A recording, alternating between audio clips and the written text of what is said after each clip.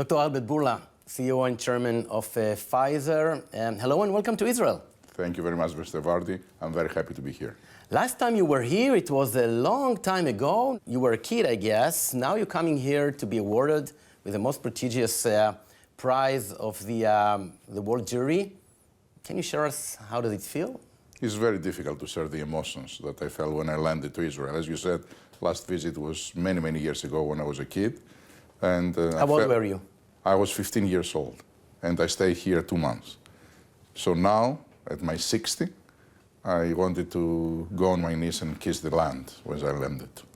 Let's start with the latest news. Pfizer just reported yesterday on positive results in the lab phase of the Omicron-adapted vaccine test. When we should expect this vaccine to be ready for mass use?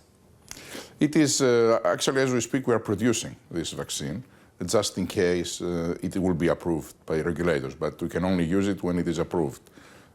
Next week, actually this week, I'm sorry, on the 28th of June, there is a very important meeting in FDA where publicly those data will be discussed and they will decide which composition the new vaccine should have.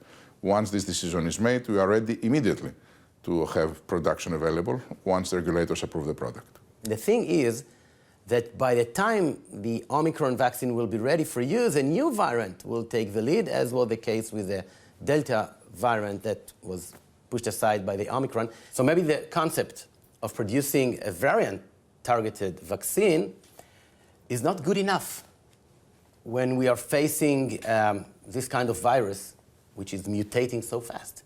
I think you have a good point that the variant is adapting faster than sometimes we think, and we should always be ahead of it. And for this reason, there are a lot of discussions in FDA. One of these questions will be discussed in 3 days of more accelerated processes so that the new variant can become way faster available. I think this is the most reasonable, the most technically feasible target, to be able to have a new vaccine within less than 3 months. Last week, the FDA authorized Pfizer's COVID vaccine for children between 6 months to 5 years of age. We know that against the Omicron variant, the vaccine is still good in preventing severe disease, but its efficiency in protecting against infection is relatively low. Now, given that the prevalence of severe disease among young children is extremely small, why then should parents vaccinate their young children? The efficacy, actually, in our 3-dose vaccine in children was 80%. You're talking about efficiency to prevent severe disease or to prevent infection? To prevent infection. To prevent infection? Yes. You can't claim it right now because we don't have enough cases to make it statistically significant. But it's trending towards this level, so it should be very, very high, the efficacy. On the other hand, the safety in terms of tolerability is extremely, extremely good as well. Keep in mind that in our study, we used 1/10 of the human dose. The human dose is 30 micrograms, and for these kids, we used 3 micrograms. It was perfectly selected the dose, so that will give very good efficacy without fever, chills, to a prohibited degree. What about a vaccine that will be adapted against all different variants and will provide protection against infection?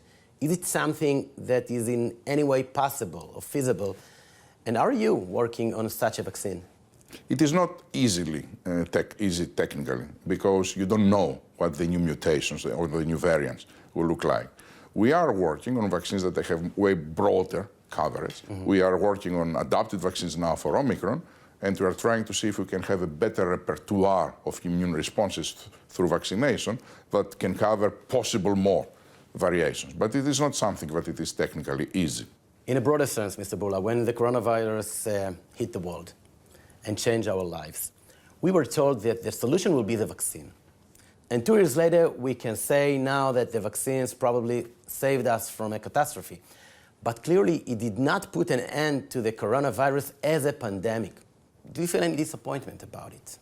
Did you hope for better results in a global perspective?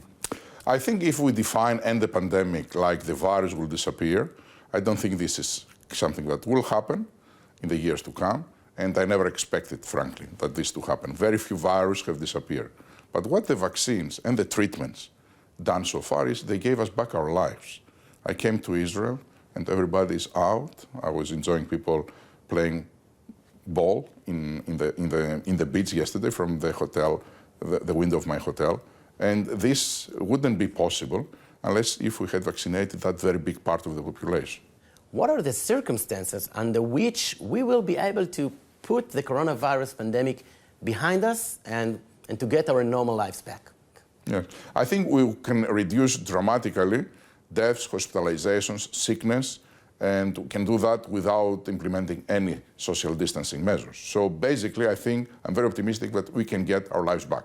I say that because right now, not only have big parts of the population vaccinated, but also have a technology that can follow up very quickly with new variants, so we can have always updated vaccines, and to have treatments that will keep you out of the hospital 9 out of 10 cases. And that it is what I call the end of the pandemic, because I don't think that we will eradicate the virus from the world. If I would push you to the corner, we're talking about 1 year, 2 years, 5 years? I think the virus will be with us for the years to come. It depends to see how the different variants of the virus would look like, but the virus will be with us for the next years. What it will be good from all of us, and this is what we are working right now, it is to have a vaccine that lasts at least a year.